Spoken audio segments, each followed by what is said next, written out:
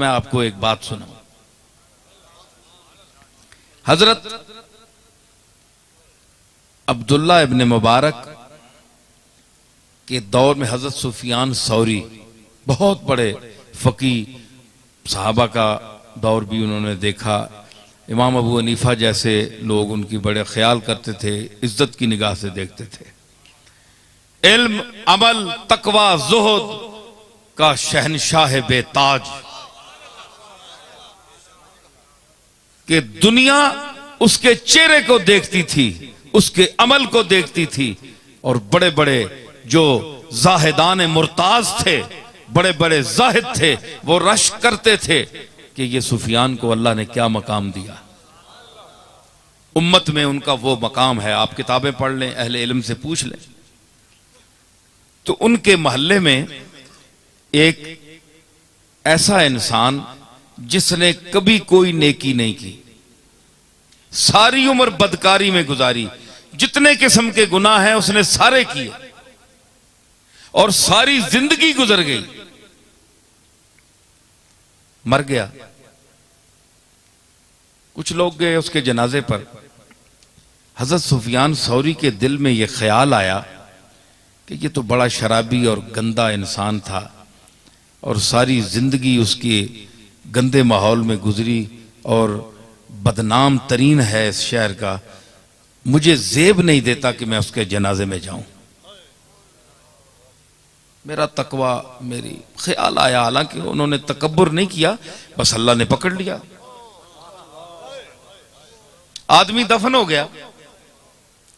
रात को हजरत सुफियान सौरी ख्वाब में क्या देखते हैं कि अल्लाह फरमाता है कि सुफियान,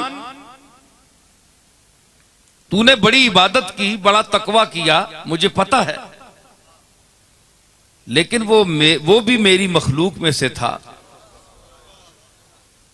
तुम्हें पता नहीं है कि मैं आमाल का बदला देता हूं और गफूरुर रहीम भी मैं ही हूं। यग़फ़िरु लिमन यशाअ व युअज़्ज़िबु मन यशाअ का मकाम भी मेरे पास है। अगर अपने तकवा और आकिबत की खैरियत मनानी है तो जाओ उसकी कब्र पर हाजिरी दो, जाओ उसकी कब्र पर। हजरत सुफियान सौरी उठे घबराए हुए, सुबह की नमाज के बाद उसकी कब्र पर पहुंचे और वहां अल्लाह की बारगाह में दुआ की, हाथ उठाए, फरमाया गफूरुर रहीम, तू माफ फरमा, मुझसे गलती हो गई, मुझे भी माफ फरमा और इससे भी माफ फरमा। अर्ज की। अब जनाब वो तो अगला मामला अल्लाह जानता है क्या हुआ, लेकिन जब ये ख्याल आया कि ये बदनाम तरीन आदमी है तो अब इसके मुतल्लिक कुछ पूछा जाए कि इसने क्या अमल किया कि जिसकी वजह से मुझे इताब में लाया गया, मुझे अल्लाह ने यानी ये हुक्म दिया कि तेरी इबादतें सब खत्म हो रही हैं अगर वहां नहीं जाओगे तो। उसकी बीवी के पास आए, पूछा, सुनाओ इसका क्या कोई अमल था? उसने कहा, जनाब जब तक इसके हाथ पांव चलते थे ये गुनाह ही करता रहा, कभी इसने नमाज नहीं पढ़ी और जो दुनिया के अनवा व अकसाम के गुनाह हैं, खताएं हैं, सरकशियां हैं, ये इस शख्स ने की हैं। मैं गवाही देती हूं उस बात की। हज़रत सुफियान ने फरमाया, नहीं कोई बात ऐसी बताओ कि अल्लाह ने मुझे झिड़क दिया, बात कोई है? उसने कहा, हुजूर मैं अर्ज कर रही हूं कोई बात नहीं है। फरमाया, गौर करो कोई बात। उसने कहा, हां, सकरातुल मौत में जाने से पहले कि जब इंसान का मुंह खुल जाता है, आंखें टिकटिकी बन जाती है, वो सकरातुल मौत होती है, उस वक्त तौबा कबूल नहीं होती। ये हदीस में भी है, हुजूर ने भी फरमाया। इससे पहले का जरा आलम था जब होश में था वो, तो उसने, उसकी आंखें आंसुओं से भरी हुई थी। ये बीवी कह रही है हज़रत सुफियान से, मैंने देखा उसकी आंखें आंसुओं से भरी हुई थी और आसमान की तरफ आंख उठाकर देख रहा था और कह रहा था कि ए आसमान और जमीन के मालिक, उस शख्स का कौन है तेरे सिवा? तेरी तो दुनिया भी है, तेरी तो उकबा भी है, ये जहान भी तेरा, वो जहान भी तेरा, सारी दुनिया और मखलूक तेरी, मेरा तेरे सिवा कौन है?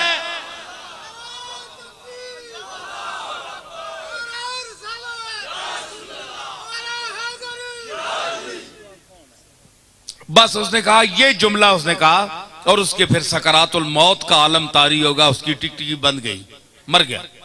बस हजरत सुफियान ने फरमाया कि ये जुमला उसकी बारगाह में कबूल हो गया।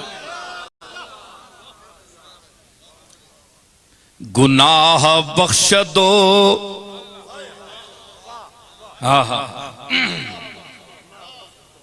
बख्श दो, दिल बख्श दो, जुबान बख्श दो,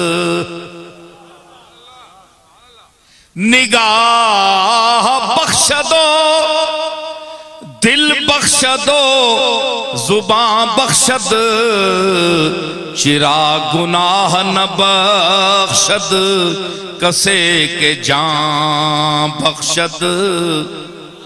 गिरामी जलंधरी फरमाते हैं कि वो निगाह देता है देखने के लिए, जबान देता है बोलने के लिए, और जान देता है बदन में, बदन को तवाना रखने के लिए, चलने के लिए, तमाम अपना निजाम चलाने के लिए। चिराग गुनाह न बख्शद, कसे के जान बख्शद। वो गुनाह क्यों नहीं माफ करता जो जान बख्शी कर देता है? जान जैसी लतीफ चीज डालकर इस जिस्म को चला देता है, वो गुनाह क्यों नहीं माफ करता?